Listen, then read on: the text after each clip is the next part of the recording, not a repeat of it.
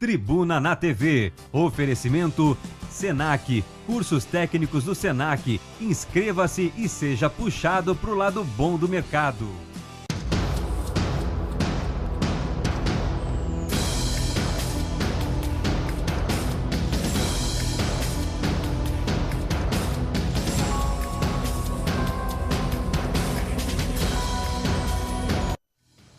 Olá, boa tarde a você que está acompanhando a MCA TV Canal 6, via Cabo TV, Itajaí, Navegantes, Itapema. Muito obrigado pela sua audiência. Você que nos acompanha pela internet também, muito obrigado pela sua audiência. Você que está aí no nosso site, tvmca.com.br. Nesse site, além de acompanhar a nossa programação ao vivo, você tem informações sobre tudo da nossa empresa, informações sobre os programas, tem notícias atualizadas pelo nosso departamento de jornalismo e muito mais. O telefone da nossa emissora é o 3046-6406, 47 o DDD, para quem está fora aqui da nossa área de cobertura. O e-mail do programa tribuna@tvmca.com.br. E durante o programa, se você quiser interagir com a gente, pode usar o Facebook, Tribuna na TV. Boa tarde, Antônio. Boa tarde, Lacerda, e boa noite para você que acompanha a reprise do nosso programa. As manifestações pelo Brasil inteiro continuam.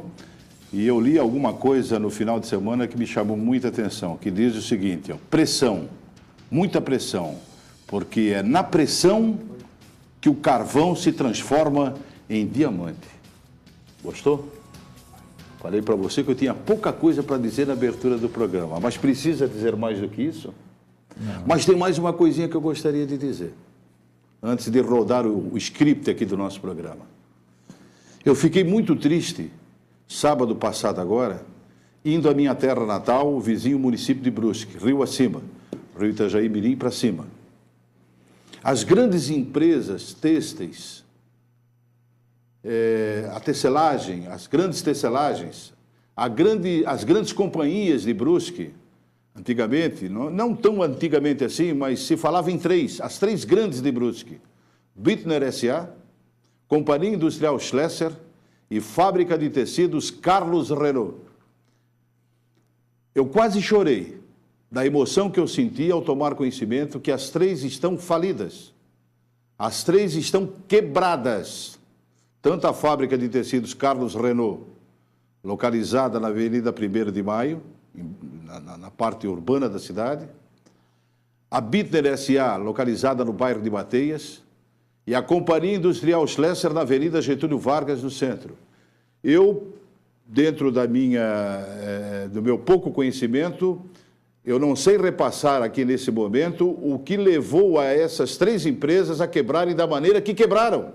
Simplesmente desativaram o seu parque fabril, as suas atividades, tanto a tinturaria, assim como a tecelagem, a sua fiação. Só sobrou a Iresa, Indústrias Renault S.A., que fica no centro, que agora está sendo tocado por uma outra empresa. E dentro de Brusque, Lacerda, você pode ter certeza de uma coisa, não tinha uma família de operário que não tenha passado, alguém da família, um filho, uma filha, um pai, uma mãe, um avô, alguém que tenha passado como operário de uma dessas três companhias que eu citei, que estão, infelizmente, falidas no município de Brusque. A Bittner, a Fábrica de Tecidos Carlos Renault, que tem um patrimônio imenso, né, falando de terras, o parque que ela tem, as construções que ela tem na Avenida 1º de Maio, e a Companhia Industrial Schlesser. Lamentavelmente, porque eram as três empresas que geravam, né, o conforto para a família e movimentavam a economia da cidade e da região. Olha, infelizmente, mas isso se resume à incompetência administrativa, né? As pessoas que não estão à frente da administração de grandes empresas como essa não se adaptam às mudanças administrativas, às mudanças de mercado, às mudanças de filosofia de trabalho, não se adaptam às mudanças governamentais. Para você estar à frente de um gigante como esse, né, você tem que, com empresas, como disse o Antônio, você tem que estar adaptado ao mercado, você tem que estar de olho no mercado e atento. Isso aí é uma visão administrativa, que muitas vezes ela se prende com determinados vícios do tempo e dá no que dá. Tivemos exemplos históricos aqui, por exemplo, a família Matarazzo, que teve um patrimônio em São Paulo e jogou tudo fora. São exemplos. Vamos à previsão do tempo.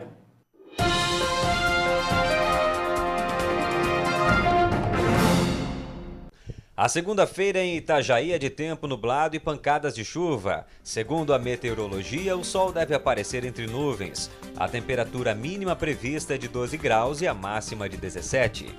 Acompanhe no mapa como fica a previsão para outros municípios de Santa Catarina. Na capital, tempo chuvoso durante o dia e a noite. A temperatura mínima prevista é de 13 graus e a máxima de 17. Em Blumenau, a previsão é de sol com muitas nuvens durante o dia.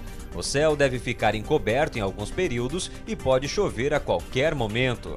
A temperatura mínima prevista é de 12 graus e a máxima de 18. Em Criciúma, o sol também deve aparecer, mas o tempo muda, ficando nublado e possibilidade de chuva. As temperaturas devem marcar entre a mínima de 13 graus e a máxima de 18. Em Joinville, sol entre nuvens durante o dia, podendo chover a qualquer momento. A temperatura mínima prevista é de 12 graus e a máxima de 16. Ô Lacerda, nós temos uma matéria que nós vamos rodar daqui a pouquinho, já, eu não sei se é o Caleb Moreno, se é a Bruna, né? Mas é uma matéria bastante interessante. E antes de rodar a matéria, eu só queria dizer o seguinte: o motorista de Itajaí está ficando muito mal acostumado com a ausência de radares e redutores de velocidade em nossa cidade. Estão fazendo uma barbaridade no nosso trânsito. E para os motoristas que estão acostumados a circular pela cidade sem fiscalização eletrônica, um alerta, um brado de alerta. Segundo a Coordenadoria de Trânsito de Itajaí, a Codetran, a partir do dia 1º de agosto, ou seja, daqui a exatamente 30 dias, vai começar, para valer, conforme a Codetran, a fiscalização eletrônica na cidade. Menos acelerador e mais juízo, meu amigo, mais respeito no trânsito. A empresa vencedora da licitação, que vai fazer o monitoramento eletrônico do trânsito de Itajaí, já iniciou a instalação dos equipamentos. Ao todo, são 96 equipamentos que serão instalados na cidade. A gente não vai esperar a instalação de todos para iniciar as notificações, mas a gente precisa de um número previsto no edital para dar o início. Nós calculamos que o dia 1º de agosto vai ser o marco inicial da emissão das notificações, porque daí já dá tempo para instalar os equipamentos e o Inmetro proceder à aferição deles. Ainda segundo a Codetran, durante a fase de testes foram mais de 8.000 notificações. Em Itajaí, os condutores não foram multados porque era apenas uma fase de teste. Mas a partir de agosto, os motoristas devem ficar atentos com o retorno da fiscalização eletrônica. Serviria de alerta aquilo que eles aprenderam quando tiraram sua carteira de motorista. Respeite a sinalização, não precisa temer nada. Se a via diz que é para transitar 50 por hora, transite a 50 por hora que jamais vai pagar uma multa. Aquele equipamento não multa quem respeita a sinalização, só quem desrespeita. Tá, faça favor aqui, só um instantinho. Volta naquela imagem que tem um ciclista atravessando a pista. Por favor, faz esse favor para mim.